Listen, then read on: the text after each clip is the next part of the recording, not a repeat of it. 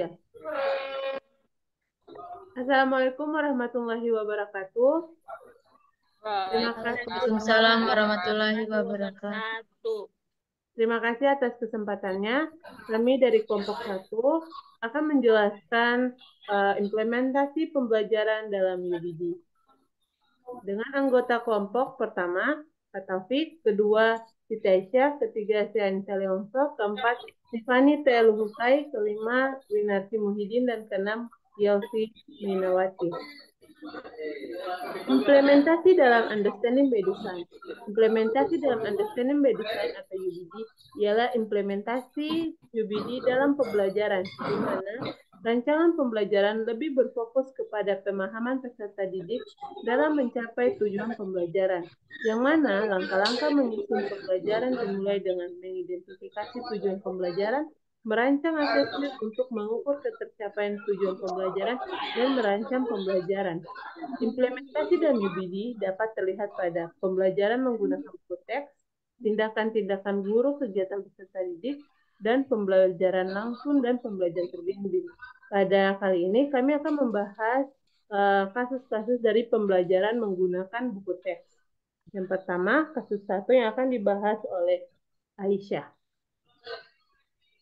Baik, terima kasih. Kasus 1 itu terdapat 2 ilustrasi. Ilustrasi pertama yaitu buku teks atau buku pegangan berfungsi sebagai salah satu sumber daya, rujukan atau dikaji sebagai landasan desain pembelajaran dengan tujuan yang spesifik dan hasil pembelajaran. Ilustrasi kedua, buku teks atau buku pegangan adalah silabus atau penuntun seluruh kegiatan pembelajaran. Tidak ada tujuan eksplisit di luar buku teks yang digunakan.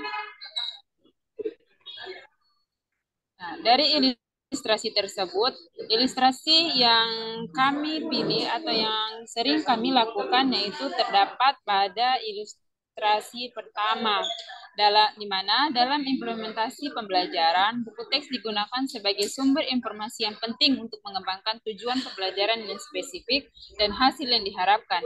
Hal ini dikarenakan sebelum menentukan tujuan pembelajaran, tentunya guru harus menganalisis materi yang akan diajarkan.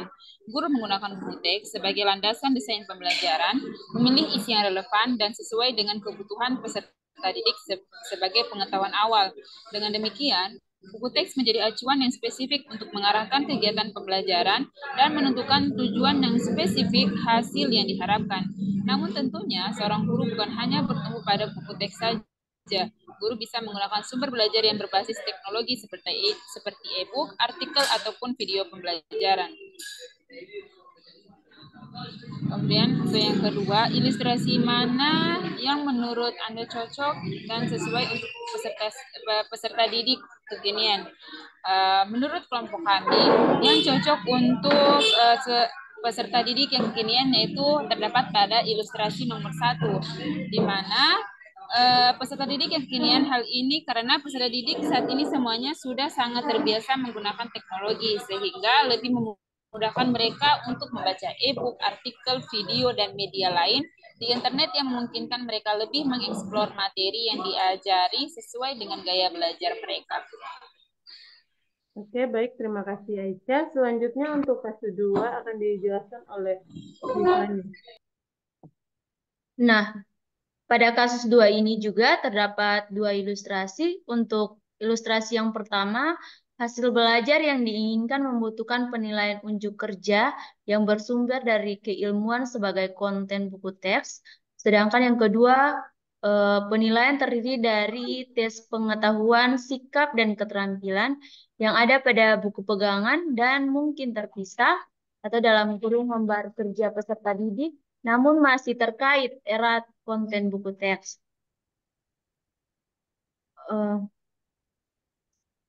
Ilustrasi mana yang sering Anda lakukan, 1 atau 2, dan mengapa kelompok Anda memilih ilustrasi tersebut? Berdasarkan pengalaman pada PPL 1 dan PPL 2, kami memilih ilustrasi 2 karena penilaian atau asesmen peserta didik dapat diukur melalui 3 aspek, yakni pengetahuan, sikap, dan keterampilan. Penilaian dilakukan dengan adil, objektif, dan edukatif agar guru dapat mengetahui tingkat pemahaman peserta didik, sikap, dan keterampilannya dalam proses pembelajaran.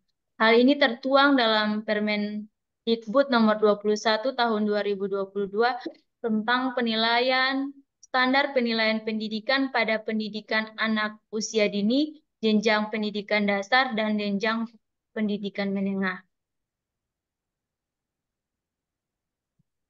Pertanyaan yang kedua, ilustrasi mana yang menurut Anda cocok dan sesuai untuk peserta didik kekinian? Jelaskan. Menurut kelompok kami, ilustrasi yang cocok dengan peserta didik kekinian yaitu ilustrasi 2.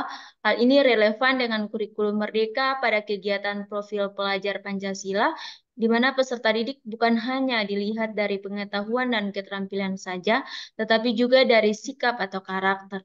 Ilustrasi ini cocok dengan gaya pembelajaran pada masa kini yang tidak hanya menitik beratkan pada aspek kognitif, tetapi juga memperhatikan aspek afektif dan psikomotor yang mendukung kebebasan dari cara belajar peserta didik untuk mengembangkan keterampilannya. Baik, untuk kasus 3 akan dijelaskan oleh Kak Taufik. Selanjutnya kasus 3. Ilustrasi 1. Buku teks digunakan untuk mengungkap, menyoroti, dan mengeksplorasi pertanyaan-pertanyaan penting dan tantangan keilmuan yang mendukung kinerja inti dalam subjek. Ilustrasi 2. Tugas peserta didik adalah mengetahui apa yang ada dalam teks, pertanyaan penting dan tujuan serta kinerja belajar terdapat dalam buku teks. Sehingga buku teks merupakan panduan membaca diskusi dan persiapan hingga akhir. Ilustrasi mana yang sering Anda lakukan? 1 atau 2, dan mengapa kelompok Anda memilih ilustrasi tersebut? Jelaskan. Kami memilih pernyataan ilustrasi 2 karena jelas menggambarkan peran buku teks dalam proses pembelajaran dan bagaimana siswa harus memanfaatkannya. Ilustrasi ini menekankan tugas siswa untuk memahami isi buku teks yang bersih pertanyaan penting, tujuan, dan materi yang mendukung pembelajaran. Dengan demikian, buku teks berfungsi sebagai panduan yang komprehensif untuk membaca, diskusi, dan persiapan hingga akhir proses pembelajaran.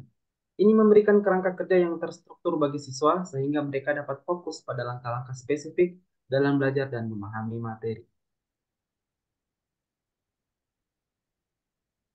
Ilustrasi mana yang menurut Anda cocok dan sesuai untuk peserta didik kekinian? Jelaskan. Ilustrasi 1 sangat sesuai dengan peserta didik kekinian abad 21 karena menekankan pada aspek eksplorasi dan penyorotan pertanyaan penting serta tantangan keilmuan. Pendidikan abad 21 menekankan pada kemampuan berpikir kritis, kreativitas, dan pemecahan masalah. Ilustrasi ini mencerminkan pendekatan tersebut dengan mendorong siswa untuk tidak hanya menerima informasi, tetapi juga untuk mengeksplorasi dan memahami isu-isu penting dalam subjek mereka. Dengan mengungkap dan menyoroti pertanyaan-pertanyaan kunci serta tantangan ilmiah, siswa didorong untuk terlibat secara aktif dalam pembelajaran, melakukan penelitian, dan mengembangkan pemahaman yang lebih mendalam, serta aplikatif terhadap materi yang mereka pelajari. Sesuai dengan peserta didik kekinian, di mana buku teks tidak lagi menjadi sumber belajar utama peserta didik. Oke, baik. Selanjutnya kasus 4 yang akan dijelaskan oleh saya.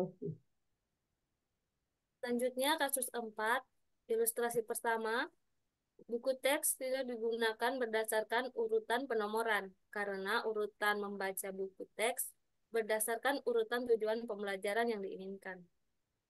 Ilustrasi kedua, teks dibaca dan dimanfaatkan berdasarkan dalam urutan penomorannya. Next, untuk pertanyaan yang pertama, ilustrasi mana yang sering Anda lakukan? 1 atau 2? Dan mengapa Anda memilih ilustrasi tersebut? Jelaskan. Berdasarkan ilustrasi tersebut, kelompok kami lebih memilih ilustrasi yang kedua, karena seringkali kita perlu mengikuti urutan teks untuk memahami konten yang dan mencapai hasil pembelajaran. Selain itu, juga materi yang dirancang untuk digunakan dalam urutan atau perkembangan tertentu, dan urutan teks sangat penting untuk proses pembelajaran. Untuk pertanyaan yang kedua, ilustrasi mana yang menurut Anda cocok dan sesuai untuk peserta didik kekinian? Jelaskan. Dalam konteks pembelajaran peserta didik kekinian, terdapat beberapa alasan mengapa teks dibaca dan dimanfaatkan berdasarkan urutan penomorannya.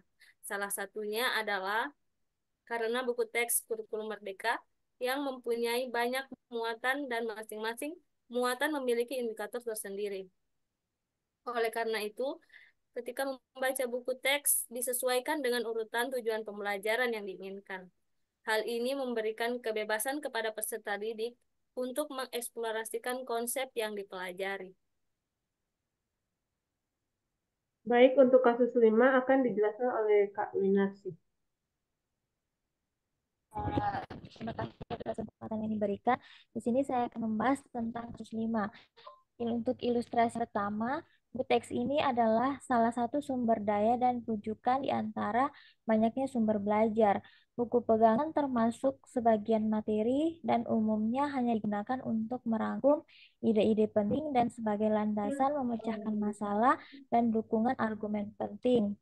Untuk ilustrasi kedua, buku teks sumber primer dan bahan sumber lainnya jarang digunakan. Misal tidak menggunakan media massa, media sosial, dan lain-lain. Ringkasan dan konten buku teks diambil sebagai kegiatan untuk dipelajari, didalami, dieksplorasi, diuji, dan juga dikritik.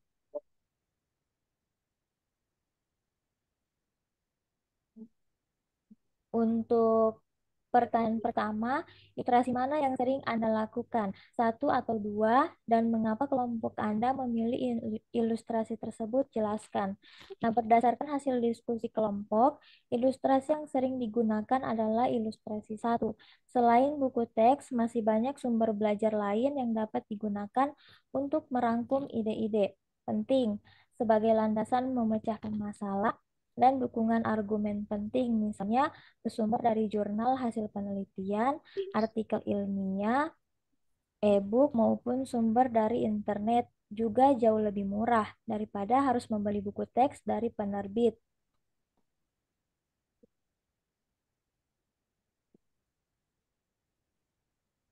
Untuk pertanyaan kedua, ilustrasi mana yang menurut Anda cocok dan sesuai untuk peserta didik kekinian? Jelaskan.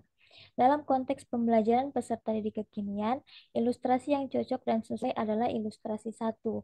Hal ini dikarenakan peserta didik zaman sekarang merupakan peserta didik generasi Z, di mana mereka tidak dapat terlepas dari ponsel. Mereka lebih suka belajar dari berbagai sumber yang ada di ponsel mereka, misalnya melalui media sosial, e-book, video, video YouTube, dan lain-lain.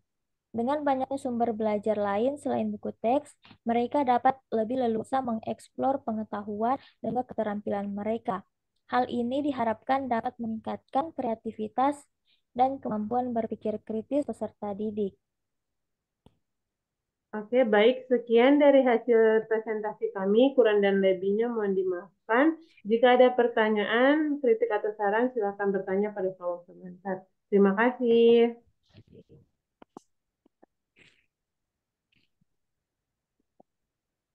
Hmm.